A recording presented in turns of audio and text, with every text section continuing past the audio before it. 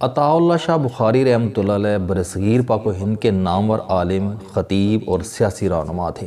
اللہ تعالیٰ نے شاہ صاحب کو بیان اور تاثیر کی قوت ودیت کر رکھی تھی۔ وہ بولتے نہیں تھے، وہ سناروں کی طرح نقش گھڑتے تھے اور سننے والوں کے زیور احساس پر کندہ کر دیتے تھے۔ لوگ ان کے دیوانے تھے۔ ظاہرین دو دو دن کا کھانا باندھ کر شاہ صاحب کا خطاب سننے آتے تھے، اور شاہ جی بھی دو دو دن بولتے رہتے تھے۔ نمازوں اور کھانے کا وقفہ ہوتا تھا اور خطاب دوبارہ شروع ہو جاتا تھا۔ شاہ صاحب برصغیر کی تقسیم کے خلاف تھے۔ وہ چاہتے تھے کہ ہندو اور مسلمان مل کر انگریزوں کو نکالیں اور اس کے بعد بھائی بھائی بن کر اکٹھے رہیں۔ وہ اپنے خطبات میں اپنے ان خیالات کا برملا اظہار کرتے رہتے تھے، مگر لوگ خطاب ان کا سنتے تھے اور ووٹ قائد اعظم محمد علی جناح رحمۃ اللہ علیہ کی مسلم لیگ کو دیتے تھے۔ چنانچہ شاہ صاحب کی بھرپور مخالفت کے باوجود پاکستان بن گیا۔ شاہ صاحب نے پاکستان ہجرت کی اور پاکستان میں اقامت اختیار کر لی۔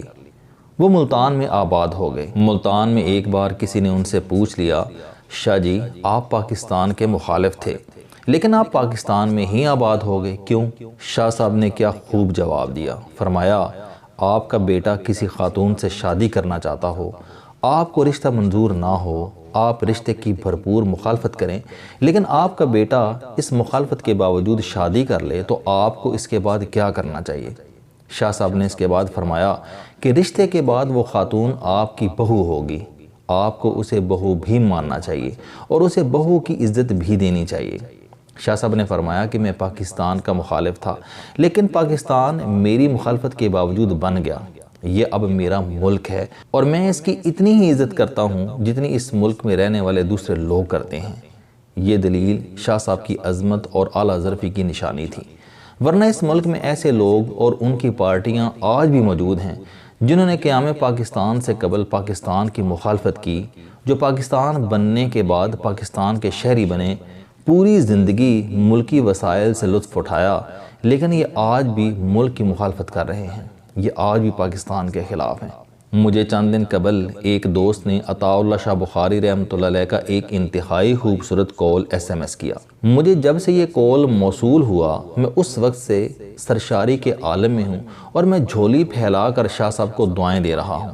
شاہ صاحب نے فرمایا کہ میں پوری زندگی دو لوگوں کو تلاش کرتا رہا لیکن مجھے یہ دو لوگ نہیں ملے، ایک وہ شخص جو صدقہ کرتا ہو لیکن اس کے باوجود مفلس ہو، اور دوسرا وہ شخص جس نے ظلم کیا ہو اور وہ اللہ تعالیٰ کی پکڑ سے بچ گیا ہو۔ یہ قول صرف قول نہیں بلکہ یہ مکمل ضابطہ حیات ہے۔ آپ زندگی میں اگر صرف ان دو اصولوں کو پلے باندھ لیں، آپ صدقہ کریں اور ظلم سے بچیں، آپ شاندار اور مطمئن زندگی گزاریں گے۔ آپ یقین کریں، آپ اگر اللہ تعالیٰ کی راہ میں خرچ نہیں کرتے تو آپ خواہ کتنے ہی امیر کیوں نہ ہو جائیں، آپ پوری زندگی مفلس رہتے ہیں۔ آپ کے ہاتھ ہمیشہ دوسروں کے سامنے پھیلتے رہتے ہیں، اور آپ اگر ظالم ہیں تو آپ خواہ کتنے ہی طاقتور کیوں نہ ہو جائیں، آپ اللہ کی پکڑ سے بچ نہیں سکتے۔ یہ میری زندگی کا تجربہ بھی ہے اور مشاہدہ بھی۔ میں ملک کے درجنوں ایسے لوگوں کو جانتا ہوں جن کی شہرت اچھی نہیں، جن کے کام دھندے غلط ہیں، مصیبتیں پوری طاقت سے ان کی طرف دوڑتی ہیں، پولیس انہیں گرفتار کرنا چاہتی ہے، حکومت ان کے خلاف پوری ریاستی طاقت استعمال کرتی ہے، ان کے خلاف قانون بن جاتے ہیں، جج ان کے خلاف فیصلے لکھ دیتے ہیں، ان کے لیے جیلیں تیار ہو جاتی ہیں اور ان کے وارنٹ جاری ہو جاتے ہیں، لیکن وہ عین وقت پر بچ جاتے ہیں۔ دنیا بھر کی مصیبتیں ان کے قریب سے گزر جاتی ہیں۔ آپ ذرا سی تحقیق کریں، آپ کو معلوم ہوگا کہ ان میں سینکڑوں عیب ہیں، لیکن یہ عیبوں کے باوجود کھلے دل سے صدقہ اور خیرات کرتے ہیں۔ ان کا دسترخوان وسیع ہے۔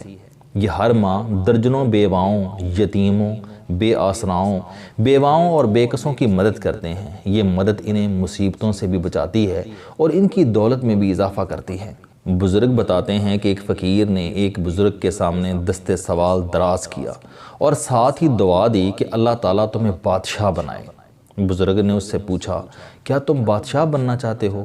فقیر نے حیران ہو کر جواب دیا، جناب میں نسلوں کا فقیر، میں کیسے بادشاہ بن سکتا ہوں؟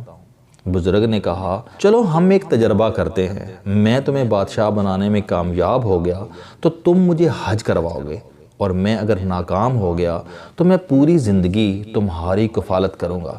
فقیر مان گیا۔ بزرگ نے اس سے کہا تمہاری جیب میں کتنے پیسے ہیں؟ فقیر نے پیسے گنے، وہ 30 روپے تھے۔ بزرگ نے اسے مٹھائی کی دکان پر بھیجا، 30 روپے کی جلیبیاں منگوائیں۔ سامنے بے روزگار مزدور بیٹھے تھے۔ بزرگ نے اسے حکم دیا کہ تم یہ جلیبیاں ان مزدوروں میں تقسیم کر دو۔ فقیر گیا اور جلیبیاں مزدوروں میں بانٹ آیا۔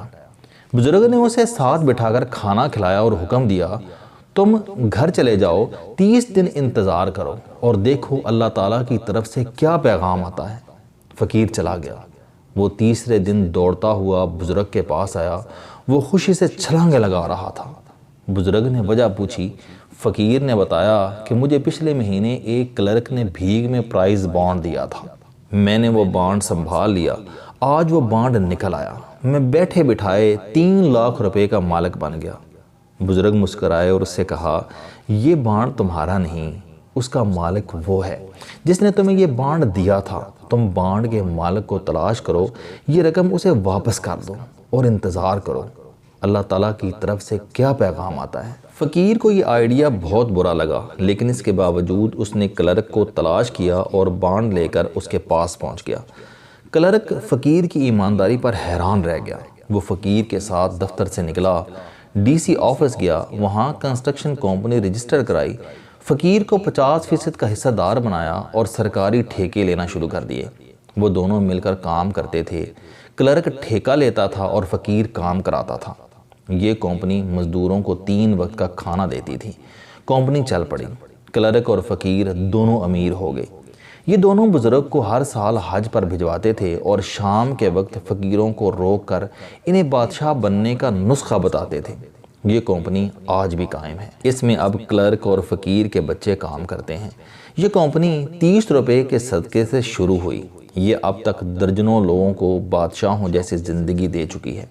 میں ذاتی طور پر ایسے 20 لوگوں سے واقف ہوں جو جاہل بھی ہیں، نالائق بھی اور غیر محتاط بھی، لیکن ان پر اللہ تعالیٰ کا کرم برستا رہتا ہے۔ میں نے جب بھی تحقیق کی، مجھے اس کرم کے پیچھے ہمیشہ صدقہ اور خیرات ملی۔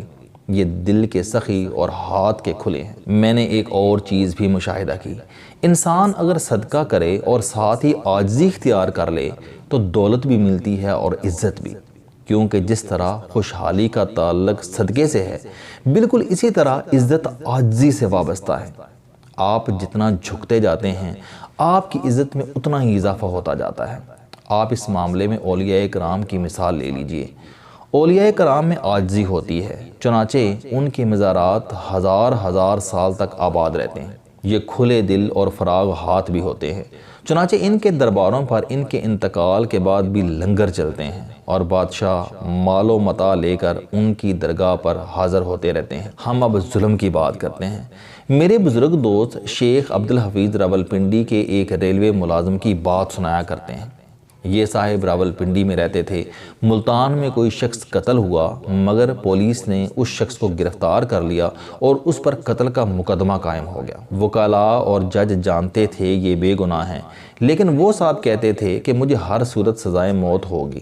یہ پیشن گوئی سچ ثابت ہوئی، عدالت نے اسے سزائے موت سنا دی۔ دوست اس سے ملاقات کے لیے گئے، اس سے یقین کی وجہ پوچھی تو اس نے جواب دیا مجھے یہ سزا ملتان کے قتل کی نہیں ملی، میں گجرانوالہ کے قتل کی سزا بھگت رہا ہوں۔ دوستوں نے تفصیل پوچھی تو اس نے بتایا میں پاکستان بننے کے وقت ریلوے میں ٹی ٹی تھا، بھارت سے مہاجرین کی ٹرین آ رہی تھی، میں نے امرتسر سے ایک ٹرین بھری، ٹرین چلی تو مجھے اسٹیشن پر ایک خوبصورت لڑکی دوڑتی ہوئی نظر آئی، میں نے ہاتھ باہر نکال کر اسے پکڑا اور ٹرین میں سوار کر لیا، میں نے اسے اپنے ڈبے میں بٹھا لیا، وہ نئی نویلی دلہن تھی، فساد میں اس کا سارا خاندان مارا گیا، مگر وہ جان بچا کر گرتے پڑتے اسٹیشن پر پہنچ گئی۔ میری ٹرین نے امرتسر سے لاہور اور لاہور سے راولپنڈی آنا تھا، میں نے اسے راولپنڈی تک کے لیے اپنے ڈبے میں پناہ دے دی۔ ہم لاہور سے نکلے تو میری نیت خراب ہو گئی، میں نے اسے قائل کرنے کی کوشش کی، وہ نہ مانی، میں نے اس کے ساتھ زبردستی شروع کر دی۔ لڑکی شوق میں چلی گئی۔ اس نے دروازہ کھولا اور ٹرین سے باہر چھلانگ لگا دی۔ وہ ٹرین کے نیچے آ کر مر گئی۔ میں اس دن سے احساس گناہ کا شکار ہوں، میں اس کا قاتل ہوں، اور مجھے یقین تھا کہ میں کبھی نہ کبھی اس قتل کی سزا ضرور بھگتوں گا، اور مجھے آج وہ سزا مل گئی۔ میں پھانسی چڑھ رہا ہوں۔ میری آپ سے درخواست ہے کہ آپ صدقہ دیں، عاجزی اختیار کریں اور ظلم سے بچیں۔ اللہ تعالیٰ آپ پر خوشحالی، عزت اور پرامن زندگی کے دروازے کھول دے گا۔ یہ راز حیات ہے۔ السلام علیکم دوستو، علم دوستی چینل بنانے کا مقصد موٹیویشنل اور زندگی بدل دینے والی کہانیاں آپ تک پہنچانا ہے۔ مجھے خوشی ہے کہ آپ احباب کو یہ ویڈیوز بہت پسند آ رہی ہیں۔ کوئی بھی شخص جو مایوسیوں میں گھرا ہو یا کوئی بھی شخص جو اپنی زندگی مثبت انداز سے گزارنا چاہتا ہے، اس کے لیے یہ چینل لائف چینجنگ ثابت ہوگا۔ میرا دعویٰ ہے کہ کوئی بھی شخص اگر اس چینل کی ویڈیوز دیکھ اور سن لے گا تو اس کی زندگی بدل جائے گی۔ اگر آپ کو یہ چینل پسند آئے تو اسے سبسکرائب کرنا نہ بھولیں تاکہ ہر نئی آنے والی ویڈیو آپ تک پہنچ سکے۔ اس ویڈیو کو دوسروں تک ضرور پہنچائیں کیونکہ یہ صدقہ جاریہ ہے۔